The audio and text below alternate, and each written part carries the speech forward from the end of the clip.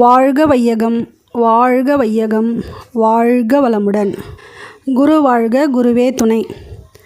இப்போ நான் எதை பற்றி பேச போகிறேன்னா,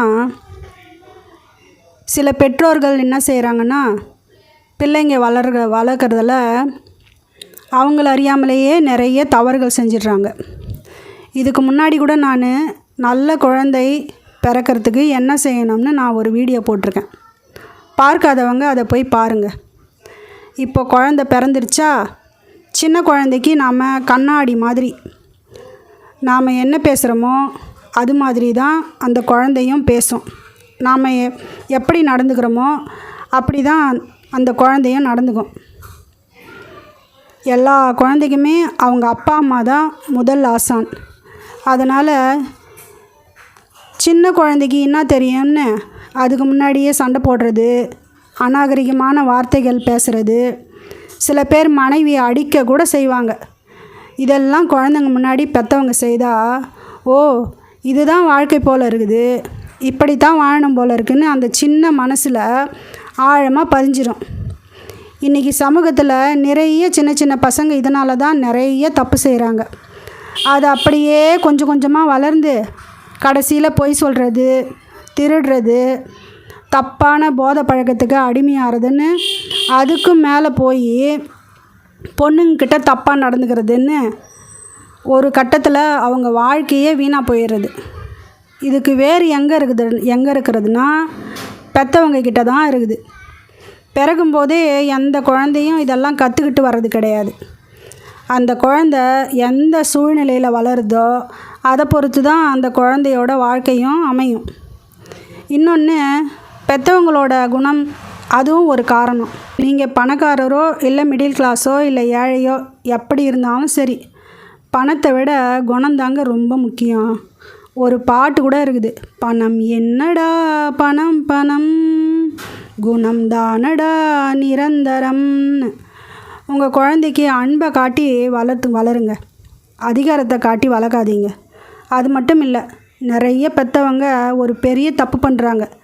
நம்ம பட்ட கஷ்டம் நம்ம பிள்ளைங்க படக்கூடாதுன்னு கடன் வாங்கியாச்சும் பிள்ளைங்க கேட்டதை வாங்கி தராங்க. அது மிகப்பெரிய தவறுங்க. சின்ன வயசுலேருந்து கஷ்டம் தெரியாமல் வளர்கிற பிள்ளைங்க பின்னாடி ஏதாச்சும் ஒரு சின்ன பிரச்சனைனாலும் சரி, அவங்க கேட்டது கிடைக்கலனாலும் சரி, உடனே ஏதாச்சும் தப்பான முடிவு எடுத்துடுறாங்க. இன்னொன்று, பிள்ளைங்க எது கேட்டாலும் உடனே வாங்கி கொடுக்காதீங்க. நீங்கள் பெரிய பணக்காரராக இருந்தால் கூட சரி, ஒரு முறைக்கு 2 முறை இதை பற்றி தேவைதானா, இது என்ன நன்மைன்னு யோசித்து அதுக்கப்புறம் அவங்க படிப்புக்கோ இல்லை ஜென்ரல் நாலேஜுக்கோ தேவைப்படுன்னு தோணுச்சுன்னா மட்டும், அதுவும் உங்கள் சக்திக்கு உட்பட்டதான்னு நல்லா யோசித்து வாங்கித்தாங்க. எப்போவும் சாப்பாடு கொடுக்கும்போது செல்ஃபோனில் கேம் காட்டி சாப்பாடு ஊட்டாதீங்க. எப்படியாவது சாப்பிட்டா போதும்னு ஃபோனை காட்டி ஊட்டினீங்கன்னா சீக்கிரம் கண்ணாடி போடுற மாதிரி ஆகிடும். அதை விட்டுட்டு பழைய காலத்தில் நிலாவை காட்டி வெளியில் கூட்டிகிட்டு போய் பெராக் காட்டி சோறு ஊட்டுவாங்க. இல்லைன்னா ஏதாச்சும் விளையாட்டு காட்டி சாப்பாடு கொடுங்க. ஒரு வயசுக்கு மேலே அவங்களே எடுத்து சாப்பிட சொல்லுங்கள். தினமும் நல்ல நல்ல நீதி கதைகள் சொல்லுங்கள். அதுவும் தூங்கும்போது சொன்னால் அது அவங்க மனசில் நல்லா ஆழமாக பதிஞ்சிடும், நல்லா உள்வாங்கிக்குவாங்க. உங்கள் வீட்டில் பெரியவங்க இருந்தால் அவங்கள மரியாதையாக நடத்துங்க. அப்போ தான் உங்கள் குழந்தையும் உங்களிடம் மரியாதையாக நடந்துக்கும். ஏதாச்சும் தப்பு செய்தால் உடனே கோவப்படாதீங்க. அநாகரிகமான வார்த்தையை பேசி திட்டாதீங்க. சரிப்பா விடு, இனிமேல் இந்த தப்பு நடக்காமல் பார்த்துக்கோன்னு கொஞ்சம் அன்பாகவும் அதே சமயம் கண்டிப்பாகவும் சொல்லுங்கள். கோவப்பட்டு நீங்கள் திட்டினீங்கன்னா குழந்தைக்கு உடனே உங்கள் மேலே பயமும் கோபமும் வரும். அதை தவிர இனிமேல் இந்த தப்பை செய்யக்கூடாதுன்னு எண்ணம் வராது. ஏன்னா இந்த கோபங்கிறது ஒரு சங்கிலி மாதிரி. யார்கிட்டையும் அது ஆரம்பிக்குதோ அது அப்படியே தொடர்ந்து போகும். உதாரணத்துக்கு உங்கள் கணவர் உங்கள் மேலே கோவப்பட்டால் அது அப்படியே உங்கள் குழந்தை மேலே போகும். உங்கள் குழந்தை அப்படியே அதை தன்னோட விளையாட்டு ஜாமான் மீதோ அல்லது வேறு யார்கிட்டையாச்சும் காட்டும். அது உங்கள் வீட்டில் இருக்கிற பெரியவங்களையும் பாதிக்கும். ஆக மொத்தம் உணர்ச்சி வசப்பட்டு கோவப்படுறதுனால எதுவும் நல்லது நடக்க போகிறது கிடையாது. அதனால் உங்கள் உடம்பு மனசு தான் கெடும். ஆனால் கோபங்கிறது சகஜமாக எல்லாருக்குமே வர்றது தான். அந்த நேரத்தில் கொஞ்சம் தண்ணி குடிச்சிட்டு உங்களை நீங்களே ஆசுவாசப்படுத்திக்கங்க. கோவப்படுறதுனால உடம்புல என்னென்ன மாற்றம் வருதுன்னு, எப்படியெல்லாம் பாதிக்கப்படுறீங்கன்னு அதுக்கு தனியாக ஒரு வீடியோ போடுறேன். நானும் உங்களை மாதிரி தாங்க சின்ன சின்ன விஷயத்துக்கெல்லாம் கோவப்பட்டிருக்கேன். எனக்கு இப்போ தான் கொஞ்சம் ஞானோதயம் வந்திருக்குது. அதுவும் நான் வேதாத்ரி மகரிஷியோட மனவளக்கலை மன்றம் போய் யோகா, தியானம், அப்புறம் அகத்தாய்வு பயிற்சி இதெல்லாம் கற்றுக்கும் போது தான் எனக்கே நிறைய விஷயம் தெரிஞ்சுது.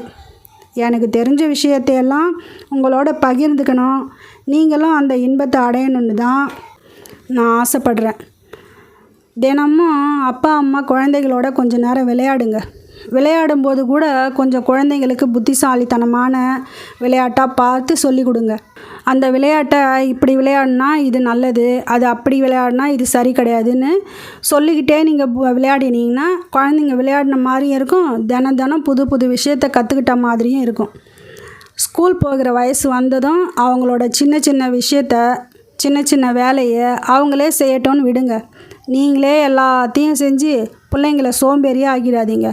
அப்புறம் எல்லா விஷயத்துக்கும் அவங்க உங்களையே எதிர்பார்த்துட்ருப்பாங்க. அது உங்களுக்கு தான் ரொம்ப கஷ்டமாயிடும். வளர சின்ன பிள்ளைங்களுக்கு எதை பார்த்தாலும் புதுசு புதுசாக தான் தெரியும். எல்லாத்தையும் தெரிஞ்சுக்க ஆசைப்படும். நிறைய கேள்விகள் கேட்டுகிட்டே தான் இருப்பாங்க. அதுக்காக அவங்கள வாயை மூடு, ஏன் தான் தொணன்னு பேசிகிட்டே இருக்கியேன்னு சொல்லிட்டு திட்டாதீங்க. உங்களுக்கு பதில் சொல்ல தெரிஞ்சால் பொறுமையாக சொல்லி புரிய வைங்க. தினமும் ஸ்கூல் போயிட்டு வந்த பிறகு ஸ்கூலில் என்ன நடந்துச்சுன்னு கேளுங்க. குழந்தைங்க ரொம்ப ஆர்வமாக சொல்லுவாங்க. அதில் எதுனா தப்பாக இருந்தால் இது தப்பு, இது செய்யாத, இது சரி அப்படின்னு சொல்லி புரிய வைங்க. தப்பு செஞ்சால் இந்த மாதிரி தப்பு இனிமேல் செய்யக்கூடாதுன்னு சொல்லுங்கள். அதேமாரி உங்கள் குழந்தை யாருக்காவது உதவி பண்ணியிருந்தா அதையும் பாராட்டுங்க. இது மாதிரி சின்ன வயசுலேருந்தே பிள்ளைங்களுக்கு நல்ல நல்ல விஷயத்தையெல்லாம் சொல்லி வளர்த்திங்கன்னா நீங்கள் அவங்களுக்கு ஒரு ரோல் மாடலாக இருப்பீங்க. அதே சமயத்தில் சிக்கனத்தையும் சொல்லி கொடுங்க. உங்கள் வீட்டில் யாரும் இல்லாத இடத்துல ஃபேன் ஓடினா, இல்லை தேவையில்லாத இடத்துல லைட் எரிஞ்சால் அதை நீங்களே நிறுத்தாமல் உங்கள் பிள்ளைகளை கூப்பிட்டு காட்டி இது மாதிரி கரண்ட் வேஸ்ட் பண்ணக்கூடாதுன்னு சொல்லுங்கள்.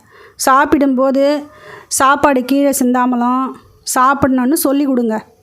இந்த சாப்பாட்டுக்கு தான் நிறைய பேர் கஷ்டப்படுறாங்கன்னு சொல்லுங்கள். இதை விளைவிக்கிறதுக்காக விவசாயிங்க எவ்வளோ கஷ்டப்படுறாங்கன்னு சொல்லுங்கள்.